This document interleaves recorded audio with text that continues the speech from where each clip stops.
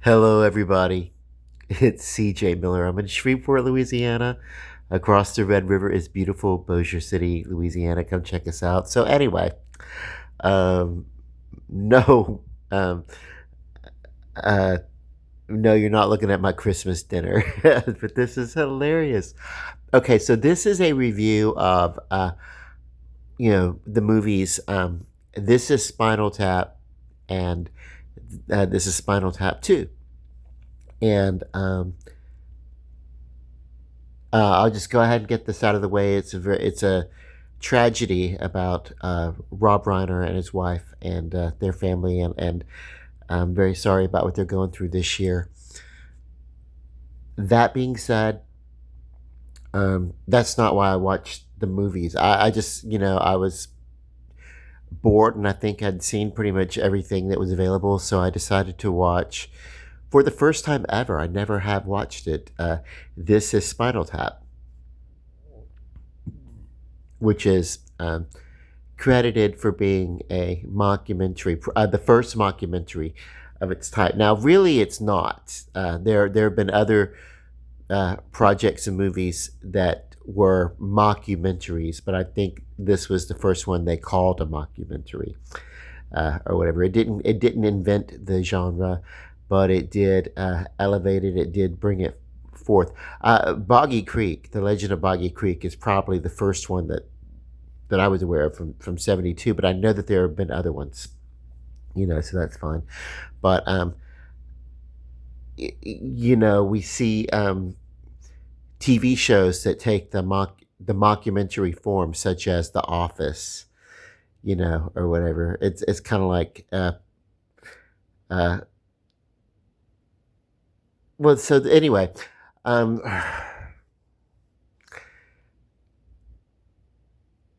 when I was a little kid, I saw on HBO in the little pamphlet they used to send out, because they didn't have all the channels that we have today. There were like 13 or 14 channels, and then there were like you could get one or two, your choices of one or two premium channels, uh, and it wasn't Showtime. There was no Cinemax, HBO. None of that was a thing at the time.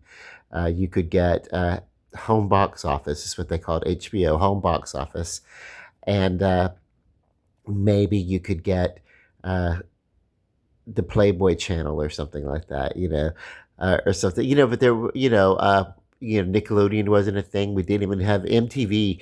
Wasn't even a thing yet. When I first noticed this movie, I don't believe we certainly didn't have it in our neck of the woods. Uh, but there was this thing called This Is Spinal Tap, and I remember the cover and the guy Christopher Guest, uh, and uh, oh my God, the guy Lenny from Laverne and Shirley, or was uh, yeah, um, yeah. So anyway, everybody has probably seen these movies. I thought that it was a real band. I thought it was like a concert film or something like that, and I was a little too young to really be caring about rock and roll that much. I mean, I was listening to like Winnie the Pooh records, on 45, and you know, Conway Twitty singing with the Twitty Birds, or whatever, like making kids records. So, yeah. Uh, and then I just, by the time I became like musically touched by music, to be aware of how it shaped our culture and the importance that it would have in my life. Um, I don't know. I mean, this is Spinal Tap basically had kind of faded away, and then of course later on I would hear it would crop back up because it had kind of a cult following, and people became really really aware of it and everything. Of course, later on, there's um, Fran Drescher, who I've always been a fan of. She was the nanny, but that's not. I was a fan of her personality and character. She did The Beautician and The Beast, uh, but she did a movie. early on in the late '70s called Summer of Fear. That was when I first came to know her, and in that movie, and it was like, okay, yeah, okay. But she, uh, a lot of people. I was very surprised when I was watching this movie today.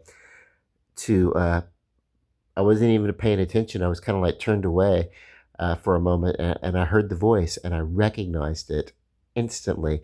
It was the voice of June Chadwick, and yes, she had a major part in this movie. June Chadwick is an actress who was in my favorite TV show as a boy, V, about the little reptilian people that came down and wore people's skin and ate everybody, and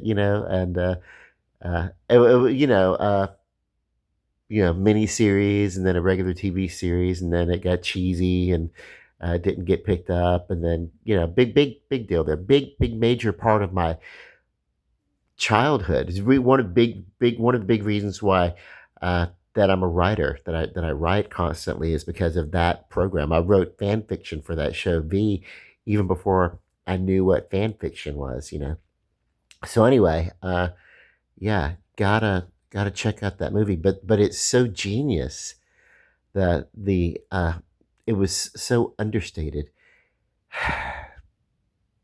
And I was like, I'm watching it because, you know, uh, Rob Reiner did die, and of course available on HBO Max is This Is Spinal Tap 2.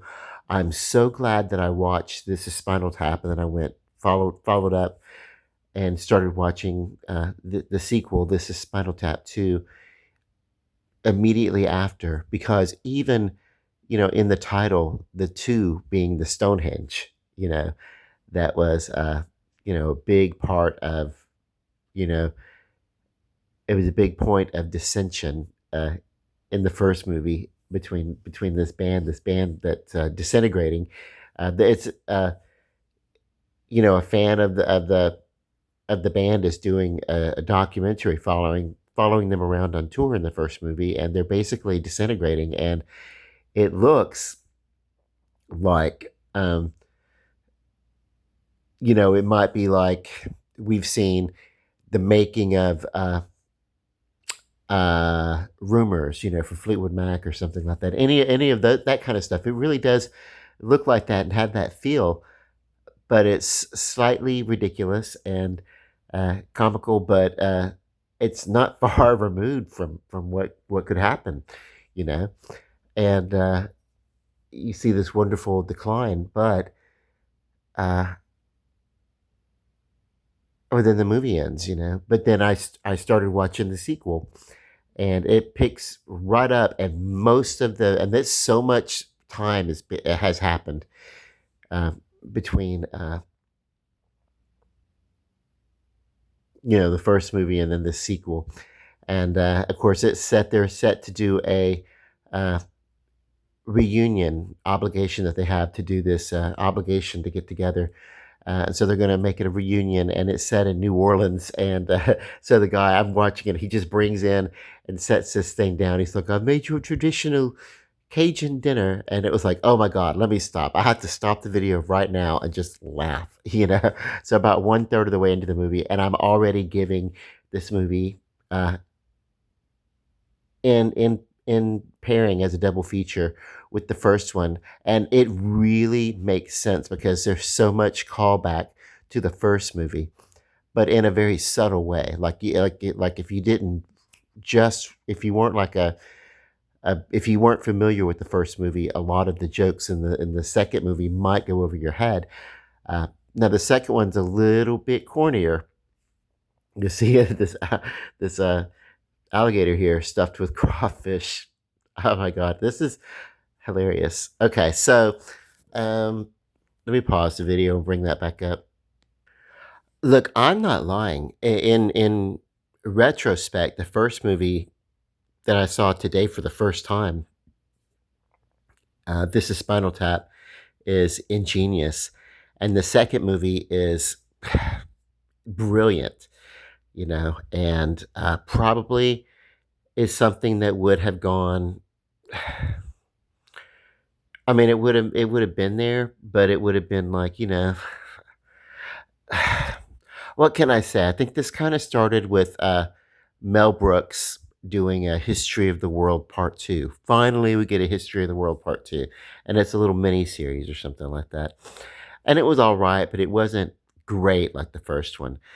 And then, of course, we are probably going to get a Spaceballs, the sequel to the Spaceballs movie, Spaceballs the sequel or something like that. And if they do, I hope it's better.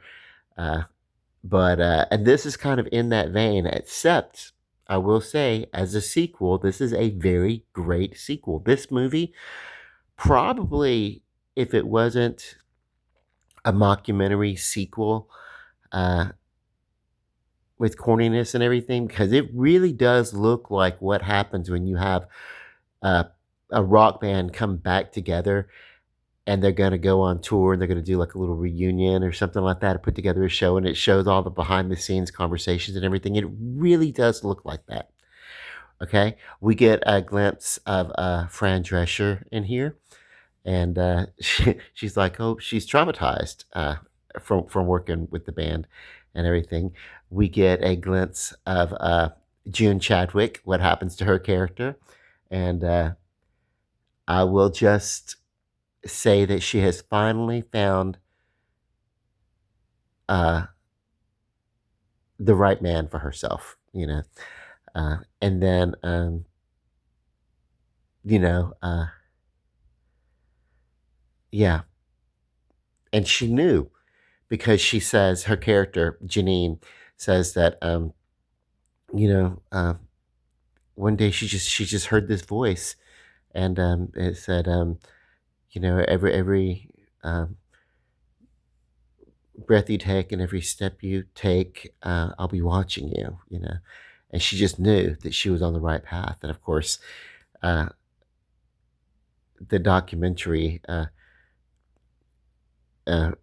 person, the director, said, "Oh, yes, yes, I think that this sounds a lot like the police, uh, every breath I take or whatever, and so it was so funny, this the whole the conversation and everything.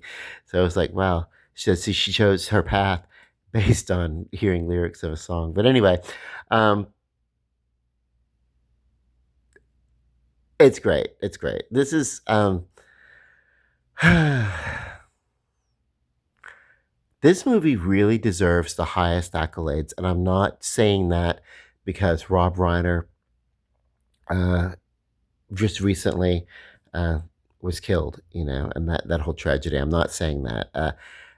If anything, because he is so much, he's in this movie. He's a big part of this movie. He's front and center as the the mockumentarist, the director and everything, interacting with the band and everything, interviewing and talking.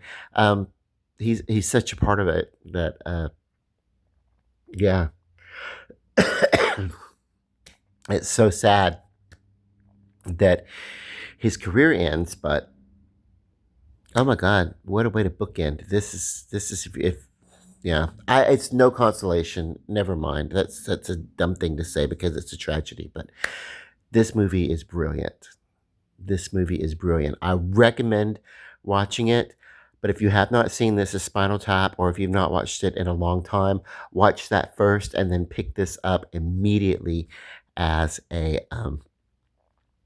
double feature viewing, because it really kind of picks up right with it, and you're like, wow, how seamless they can make it. And I love the fact that they're setting this reunion in New Orleans, which is for a long time it was my second home. That I lived down there for a long time. So as a matter of fact, there have been scenes that I've outside of St. Louis Cathedral and everything. So just those little bits of familiarity. Like if you've ever had where you live in your neck of the woods, if people film uh, or do any sort of a media there that gets wide notice, then you see it and you're like, oh, there's a little piece of home that everybody's getting to see, and that's kind of cool. So it's like, hey, I've been there, that. So that bit of recognition, I get that ping. But yeah, this movie is genius. How do I rate it? I don't know. It gets, the T for top tier. Uh, and yeah, um, spare no expense in getting this viewing experience any way that you can. And yeah, it's um, this would have been a great theatrical experience if I had gone to. I would have paid uh, IMAX money to see this. That's how comical it is. I would have thrown all the money at it, and it would have deserved it. And that's probably the highest rating that I could give. But I'm gonna give it a capital T for a top tier uh, double feature. And there you go. Uh, this is Spinal Tap slash this is Spinal Tap 2. Merry Christmas, everybody. And yeah, uh, enjoy your holidays. Ciao, Bella.